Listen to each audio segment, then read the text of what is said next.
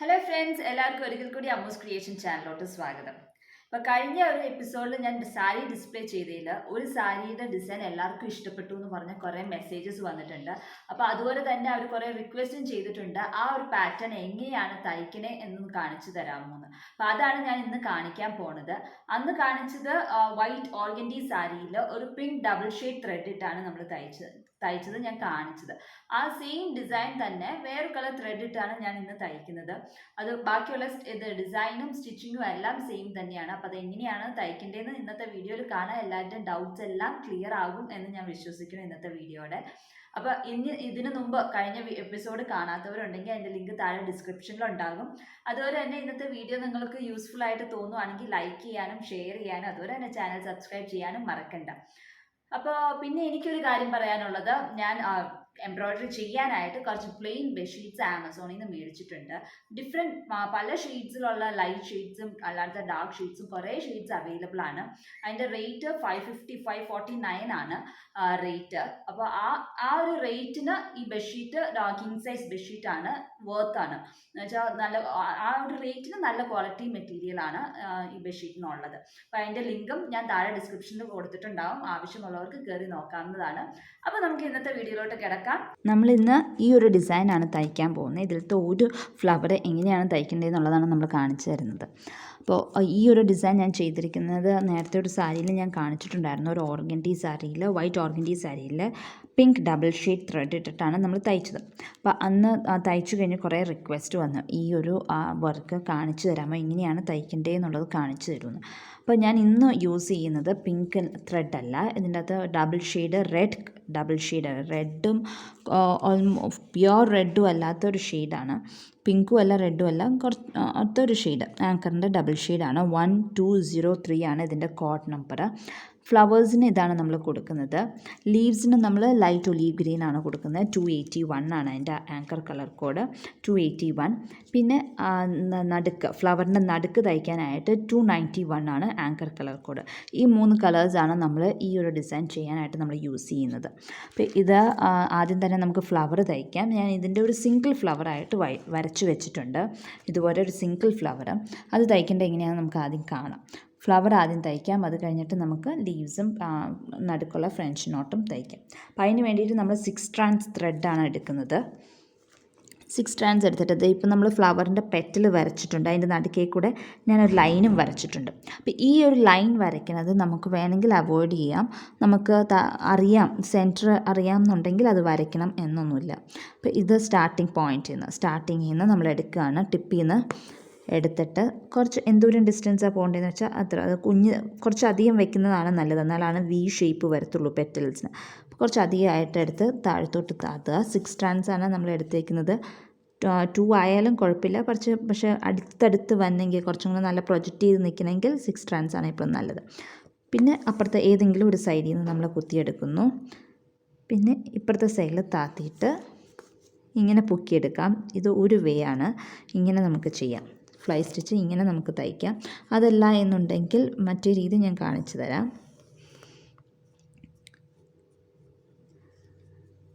തൊട്ടടുത്ത് തന്നെ താത്തുക, ദൂരത്ത് കൊണ്ട് ഇങ്ങനെ അകത്തി താത്തരുത്. പെറ്റൽസിൽ തയ്ക്കുമ്പോൾ അടുപ്പിച്ച് വരാൻ വേണ്ടിയിട്ട് നമ്മൾ അടുപ്പിച്ച് തന്നെ താത്തുവും വേണം, അകത്തി കൊണ്ടുപോയി താത്തരുത്.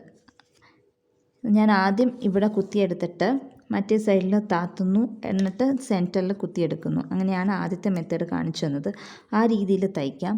അതല്ല എന്നുണ്ടെങ്കിൽ ഇതിപ്പം ഓർഗൻഡി മെറ്റീരിയലിലാണ് ഞാൻ തയ്ക്കുന്നത്. അപ്പോൾ അവിടെ ഇതിൻ്റെ അകത്ത് മെറ്റീരിയലിന് സ്റ്റാർച്ച് കൂടുതലായതുകൊണ്ട് നമുക്ക് ഇങ്ങനെ കുത്തിയെടുക്കാൻ ഇത്തിരി ബുദ്ധിമുട്ടായിരിക്കും. അല്ലെങ്കിൽ ഇങ്ങനെ എടുത്ത് വെച്ചാൽ മതി. ഇപ്പുറത്തെ സൈഡിൽ നിന്ന് സെൻറ്ററിൽ ഒറ്റയടിക്ക് നമുക്ക് ഇങ്ങനെ എടുത്താൽ മതി, അല്ലെങ്കിൽ ഇവിടെ താത്തിയിട്ട് ഇവിടെ പൊക്കിയെടുക്കുക. അങ്ങനെയായിരുന്നു നമ്മൾ ആദ്യത്തെ ഇത് കാണിച്ചത്. ഈ 2 രീതിയിലും നമുക്ക് ഈ ഫ്ലൈ സ്റ്റിച്ച് നമുക്ക് തയ്ക്കാവുന്നതാണ്. അപ്പോൾ ഇതുപോലെ അടുപ്പിച്ച് തയ്ച്ച് വെച്ചാൽ മതി. പെറ്റൽ നല്ല രീതിയിൽ വരും. പെറ്റൽ വരയ്ക്കുമ്പോൾ തന്നെ നല്ല ഷേപ്പിൽ വരയ്ക്കുവാണെങ്കിൽ നല്ല പെറ്റൽസ് ഷേപ്പിലായിട്ട് നമുക്ക് ഫ്ലൈ സ്റ്റിച്ച് വെച്ച് ലീവ്സ് ആണെങ്കിലും ഈ സെയിം രീതിയിൽ തന്നെയാണ് ലീഫും നമ്മൾ തയ്ക്കുന്നത്. ഇങ്ങനെ എടുക്കുക. ഇതൊക്കെ ഈ സ്റ്റാർച്ച് ഇല്ലാത്ത മെറ്റീരിയലിൽ ഇങ്ങനെ കുത്തിയെടുക്കുന്നത് എളുപ്പമായിരിക്കും കുറച്ചുകൂടെ. അപ്പോൾ അതായിരിക്കും എളുപ്പം. സ്റ്റാർച്ച് ഇല്ലാത്ത മെറ്റീരിയൽ ഇങ്ങനെ ചെയ്യുന്നതാണ് നല്ലത്. സ്റ്റാർച്ചുള്ള മെറ്റീരിയൽ ഇങ്ങനെ കുത്തിയെടുക്കുന്നതിന് പകരം മറ്റേ പാട് ആദ്യം കാണിച്ച മെത്തേഡ് ഇതുപോലെ ഇവിടെ താത്തുന്നു, ഇവിടെ കുത്തിയെടുക്കുന്നു. അതായിരിക്കും കുറച്ചുകൂടെ എളുപ്പം. സ്റ്റാർച്ച് മാത്രമല്ല, കട്ടിയുള്ള മെറ്റീരിയലിലോട്ടോ, ഒത്തിരി കട്ടിയുള്ള മെറ്റീരിയലിലും ഇങ്ങനെ ചെയ്യുന്നതാണ് നല്ലത്. കട്ടി കൂടുമ്പോൾ നമുക്കിങ്ങനെ കുത്തിയെടുക്കാൻ ബുദ്ധിമുട്ടാകും, അതാ പറയുന്നത്. ഇങ്ങനെ നമുക്ക് ബാക്കി പെറ്റൽസ് എല്ലാം തയ്ച്ചെടുക്കാം. വളരെ സിമ്പിളാണ്. അടുപ്പിച്ച് തയ്ക്കണം എന്ന് മാത്രമേ ഉള്ളൂ. വേറെ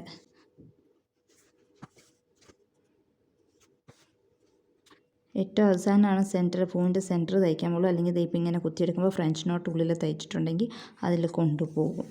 ഏറ്റവും അവസാനമാണ് നടുക്ക് പൂവിൻ്റെ സെൻറ്റർ തയ്ക്കാൻ പോകും. അപ്പോൾ നമ്മൾ ഒരു പെറ്റൽ തയ്ച്ച് കഴിഞ്ഞു. അതുപോലെ തന്നെ ബാക്കിത്തെ പെറ്റലൊക്കെ നമുക്ക് ഫില്ല് ചെയ്തെടുക്കാം.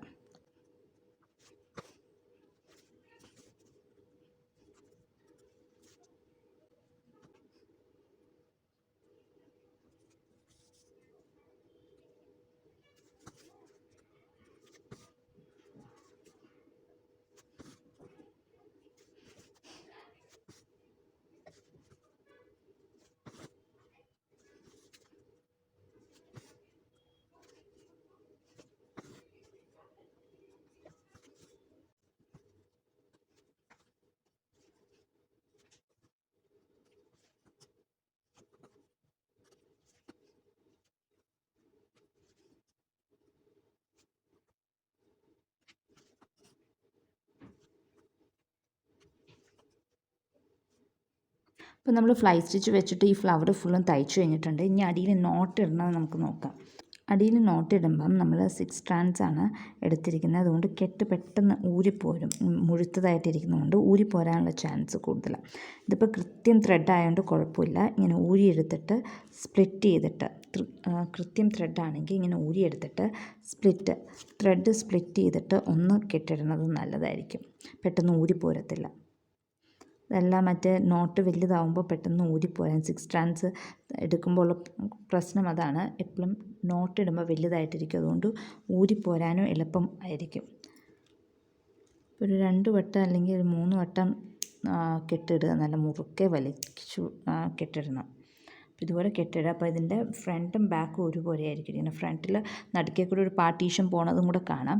ഇവിടെ ബാക്ക് നമ്മുടെ ഫിഷ് ബോൺ തയ്ച്ചോരെ ഇരിക്കും. അങ്ങനെയാണ് ഫ്ലൈ സ്റ്റിച്ചിൻ്റെ ബാക്ക് സൈഡ് വരുന്നത്. ഇനി നമുക്ക് ഈ ഫ്ലവറിൻ്റെ സെൻറ്ററിലും അതുപോലെ തന്നെ സ്റ്റെമ്മും തയ്ക്കാനുള്ളത്. സ്റ്റെം ഞാൻ നേരത്തെ കാണിച്ചു തന്നിട്ടുണ്ട്. സ്റ്റെം സ്റ്റിച്ച് തയ്ക്കാൻ ബുദ്ധിമുട്ടുള്ള ഏരിയ അല്ലെങ്കിൽ കട്ടിയുള്ള തുണിയിൽ എങ്ങനെയാണ് തയ്ക്കേണ്ടതെന്ന്. അപ്പോൾ ഇത് 3 strands ആണ് ഞാൻ എടുത്തിരിക്കുന്നത് ത്രെഡ്. ഇതിൻ്റെ അകത്ത് നമ്മൾ സ്റ്റെം സ്റ്റിച്ചസ് പൊതുവേ നമ്മൾ ഇങ്ങനെയാണ് എടുത്ത് കുത്തി ഇങ്ങനെയാണ് തയ്ക്കുന്നത്. ഇത് ഞാൻ നേരത്തെ പറഞ്ഞ പോലെ സ്റ്റാർച്ചുള്ള ഇതാണ്, കട്ടി ഇത്തിരി ഉള്ളതുകൊണ്ട് നമുക്ക് കുത്തി ഇങ്ങനെ എടുക്കുമ്പോൾ ഒത്തിരി സ്റ്റെംസ് തയ്ക്കുമ്പോൾ നമ്മുടെ കൈ വേദന എടുക്കും. അപ്പോൾ എന്താ ചെയ്യേണ്ടതെന്ന് വെച്ചിട്ടുണ്ടെങ്കിൽ അങ്ങനെയുള്ള കട്ടിയുള്ള മെറ്റീരിയലിലൊക്കെ തയ്ക്കുമ്പോൾ ഇങ്ങനെ തയ്ച്ചാൽ മതി. ഇങ്ങനെ താത്തിയിട്ട് ഇതിൻ്റെ ഈ അറ്റത്തുനിന്ന് നമ്മൾ പിന്നെയും കുത്തിയെടുക്കുക.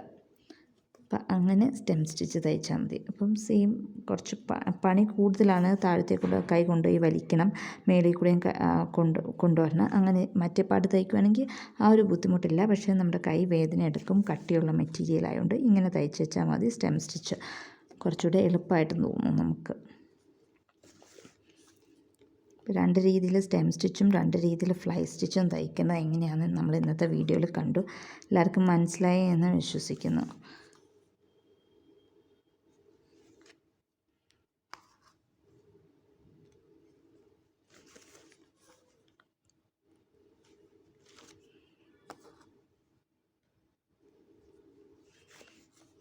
ഇനി നമ്മുടെ ലീവ്സാണ്. ലീവ്സ് ലേസി ഡേസിയാണ് തയ്ക്കുന്നത്. അതും ഇങ്ങനെ കുത്തിയെടുക്കാൻ ഇതായതുകൊണ്ട് ഇങ്ങനെ താത്തിയെടുക്കുക. എന്തോരം ഡിസ്റ്റൻസാണ്, എന്തോരം വലിയ ലീഫാണ് വേണ്ടതെന്ന് വെച്ചാൽ അത്രയും വലുതാക്കി നമ്മൾ തയ്ച്ചെടുക്കുക.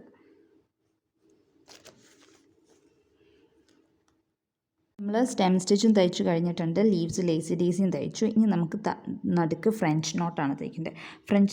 ഫ്രഞ്ച് നോട്ട് തയ്ക്കാനും ഞാൻ 3 strands ആണ് എടുക്കുന്നത്. 6 strands എടുത്താൽ 2 or 3 വട്ടം ചെയ്താൽ മതി. 3 strands ആയതുകൊണ്ട് ഞാൻ 2 വട്ടം ചുറ്റിയിട്ടാണ് നമ്മൾ താത്തുന്നത്. അപ്പോൾ ഈ ഫ്ലൈ സ്റ്റിച്ചൊക്കെ തയ്ക്കുമ്പോൾ കൂടുതൽ കുറച്ചുകൂടെ ഭംഗി കിട്ടുന്ന ഫ്ലവേഴ്സിലൊക്കെ തയ്ക്കുവാണെങ്കിൽ അത് ലീവ്സ് ആയാലും ഡബിൾ ഷെയ്ഡ് ത്രെഡ് ഇട്ട് തയ്ക്കുമായിരിക്കും കുറച്ചുകൂടെ ഭംഗി.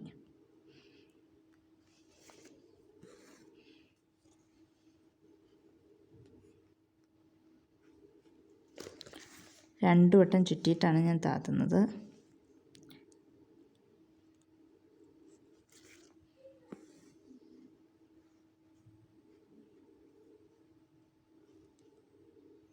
ഞാനിതിൻ്റെ അകത്ത് 4 വട്ടം അല്ലെങ്കിൽ ചിലയിടത്ത് നമ്മൾ തയ്ക്കുന്ന പൂവിൻ്റെ ഇതുപോലെ ഇരിക്കും, ചിലയിടത്ത് 5 വട്ടം ഫ്രഞ്ച് നോട്ട് ചെയ്യുന്നുണ്ട്.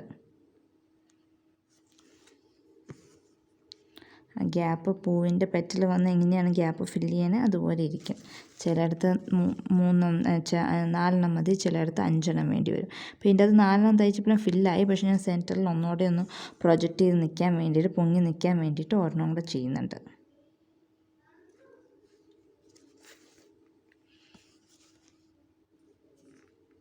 അപ്പോൾ ഇങ്ങനെ നമ്മുടെ ഫ്ലവർ തയ്ച്ചു കഴിഞ്ഞു. അപ്പോൾ ഇതിൻ്റെ ബാക്ക് സൈഡ് നമുക്ക് കാണാം. ഇതിൻ്റെ ബാക്ക് സൈഡിൽ ഇതുപോലെയാണ് ഇരിക്കുന്നത്. ബാക്ക് സൈഡിൽ ഒന്നും പുറത്തിങ്ങനെ ഇങ്ങനെ അവിടെ ഇവിടെ എടുത്തിട്ടൊന്നുമില്ല.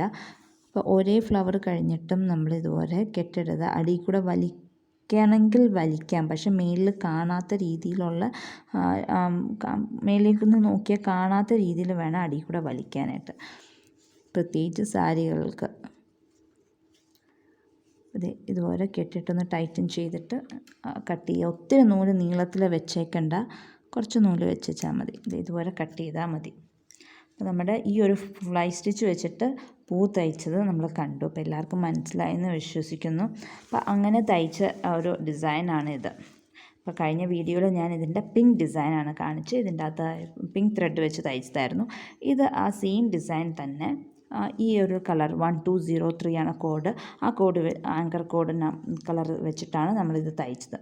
ഇത് ഫ്ലൈ സ്റ്റിച്ച് കണ്ടോ, ഡബിൾ ഷെയ്ഡ് അല്ലെങ്കിൽ മൾട്ടി കളർ ത്രെഡൊക്കെ ഇട്ട് തയ്ക്കുമ്പോൾ ഉള്ള ഒരു ഭംഗി കുറച്ചും കൂടെ നല്ല ഭംഗിയിൽ തന്നെ ഇരിക്കും. ഇത് ലൈറ്റ് ഷെയ്ഡ് കുറച്ചും കൂടെ ഡാർക്കായി, പിന്നെ നല്ല ഡാർക്കായി, അങ്ങനെ വന്നത് കാണാൻ നല്ല ഭംഗിയാണ്. അപ്പോൾ എല്ലാവരും ഇതിങ്ങനെ ഫ്ലൈ സ്റ്റിച്ച് ഫ്ലവേഴ്സിൽ അല്ലെങ്കിൽ ലീവ്സിൽ തയ്ക്കുമ്പോൾ ഡബിൾ ഷെയ്ഡ് ത്രെഡ് ഇട്ട് തയ്ക്കാൻ ശ്രദ്ധിക്കുക. സിംഗിൾ ഷെയ്ഡ് ഇട്ട് തയ്ച്ചാലും കുഴപ്പമില്ല, എന്നാൽ കുറച്ചുകൂടെ ഭംഗി കിട്ടുന്നത് ഡബിൾ ഷെയ്ഡിനാണ്. അപ്പോൾ ഈ ഒരു പാറ്റേൺ അന്ന് വീഡിയോ കാണിച്ചപ്പം ഞാൻ ഇട്ടിട്ടുണ്ടായിരുന്നില്ല, വീഡിയോയുടെ എൻഡ് ഓഫ് ദ വീഡിയോ ഇട്ടിട്ടുണ്ടായിരുന്നില്ല. പക്ഷേ ഇന്ന് ഈ വീഡിയോയുടെ അവസാനം ഈ ഒരു പാറ്റേൺ ബ്ലൂ പ്രിൻ്റ് ഇട്ടിട്ടുണ്ടാകും. അപ്പോൾ വേണ്ടിയവർക്ക് സ്ക്രീൻഷോട്ട് ചെയ്തെടുക്കാം. അപ്പോൾ ഇതിൻ്റെ ലെങ്ത്ത് എല്ലാവർക്കും ലെങ്ത്തും വിഡ്ത്തൊക്കെ വേണമെന്ന് പറഞ്ഞു. അപ്പം ഇതിൻ്റെ ലെങ്ത്ത് എന്ന് പറഞ്ഞിട്ടുണ്ടെങ്കിൽ 20 സെൻറ്റിമീറ്ററാണ് ലെങ്ത്ത്. വിഡ്ത്ത് എന്ന് പറഞ്ഞിട്ടുണ്ടെങ്കിൽ 10 സെൻറ്റി, വീതി എന്ന് പറഞ്ഞാൽ 10 സെൻറ്റിമീറ്ററും നീളം 20 സെൻറ്റിമീറ്ററുമാണ്. സെൻറ്റിമീറ്ററാണ്, ഇഞ്ചല്ല. അപ്പോൾ ആ ഇതിലാണ് ഡിസൈൻ്റെ വലുപ്പം അത്രയാണ് വരുന്നത്. ഇത് സിമ്പിളായിട്ടുള്ളൊരു സാരി, നേരത്തെ കാണിച്ചവർ തന്നെ മുന്താണിയിലും ചെസ്റ്റ് പോർഷനിലും റൈറ്റ് ലെഗ് ബോട്ടം പോർഷനിലും 3 വലിയ ഡിസൈനേ ഉള്ളൂ. പിന്നെ ഇപ്പോൾ തയ്ച്ച ആ കുഞ്ഞ് ഡിസൈൻ പല്ലുവിൽ നിന്ന് ഷോൾഡറിലോട്ട് പോണ അവിടെ വരുന്ന ഒരു കുഞ്ഞ് ഡിസൈനുമാണ്. അപ്പോൾ ഇങ്ങനെയാണ്. അപ്പോൾ എല്ലാവർക്കും ഈ ഒരു ഡിസൈൻ തയ്ക്കേണ്ടത് എങ്ങനെയാണെന്ന് മനസ്സിലായെന്ന് വിശ്വസിക്കുന്നു. നിങ്ങളുടെ അഭിപ്രായങ്ങൾ നിങ്ങൾ കമൻറ്റ് ബോക്സിൽ എഴുതി അറിയിക്കുക. അപ്പോൾ അടുത്ത ദിവസം മറ്റൊരു വീഡിയോ ആയിട്ട് കാണാം. അതുവരേക്കും ബൈ.